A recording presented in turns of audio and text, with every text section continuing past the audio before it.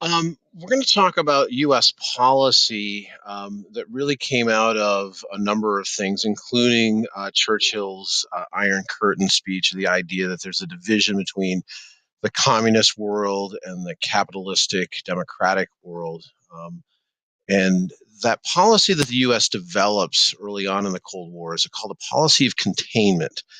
And it really came from diplomat George Kennan. He from Moscow wrote something called the Long Telegram, and he basically said, sort of vaguely, that the Soviet Union was on a path of domination towards the rest of the world, and that the U.S. needed to have a policy of keeping communism where it already existed, of containing communism and the Soviet Union as it spread. So the Soviet Union had already taken over some places to the east of the Iron Curtain, if you will, like East Germany, Poland, Czechoslovakia, Romania, and so on.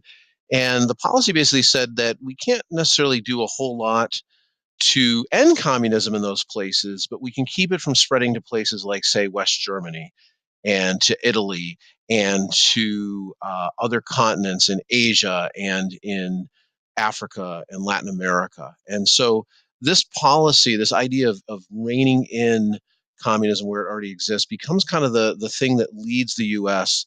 Um, for most of the Cold War. And in the next slide, you're going to look at something called the Truman Doctrine, and you're going to really have to ask yourself, is that showing communism or not?